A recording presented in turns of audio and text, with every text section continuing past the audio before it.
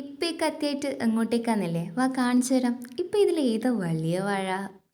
ഇത് തന്നെ. അപ്പോൾ പിന്നെ ഇവനങ്ങ് വെട്ടിയേക്കാം അല്ലേ? ഇപ്പം എന്തിനാ വാഴ വെട്ടുന്നതെന്ന് വെച്ച് കഴിഞ്ഞാൽ വിഷുവൊക്കെ അല്ലേ? അപ്പോൾ പിന്നെ ഉപ്പ വരുമ്പോൾ എന്തായാലും സദ്യ ഉണ്ടാവും എന്നുള്ള ഒരു ചിന്തയിലാണ് ഞാനിത് വെട്ടിയത്. അങ്ങനെ വാഴ വാട്ടുമ്പോഴേക്കും ഉപ്പ എത്തിയിട്ടുണ്ട് കേട്ടോ. പല തരത്തിലുള്ള കുറേ കൂട്ടുകറികളും സാമ്പാറും ചോറും പിന്നെ ഇതാ ഒരു ലോഡ് പായസവും പിന്നെ അവരുടെ സ്പെഷ്യലായിട്ടുള്ള ഉണ്ണിയപ്പം ഉണ്ടായിരുന്നു. ഇത് വേറെ ആരുമല്ല, എൻ്റെ ഉപ്പാൻ്റെ ഒരു ഫ്രണ്ട് ഉണ്ട്. ആളെല്ലാ വിശേഷ ദിവസങ്ങളിലും വീട്ടിലേക്ക് ഇങ്ങനെ എന്തെങ്കിലുമൊക്കെ വിഭവങ്ങൾ കൊടുത്തയക്കും കേട്ടോ. അങ്ങനെ നമ്മൾ ഉപ്പ വന്നപ്പോഴേക്കും ഫുൾ തിരക്കായി, ചോറൊക്കെ വിളമ്പാൻ തുടങ്ങി. പിന്നെ അതിൻ്റെ കൂടെ പല തരത്തിലുള്ള കൂട്ടുകറികൾ ഉണ്ടായിരുന്നു.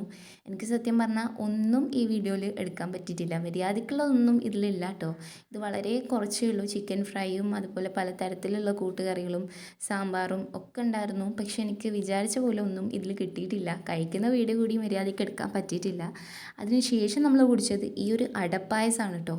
ഒരു രക്ഷയില്ല, അടിപൊളി ടേസ്റ്റായിരുന്നു. അപ്പോൾ ഇന്നിത്രയേ ഉള്ളൂ.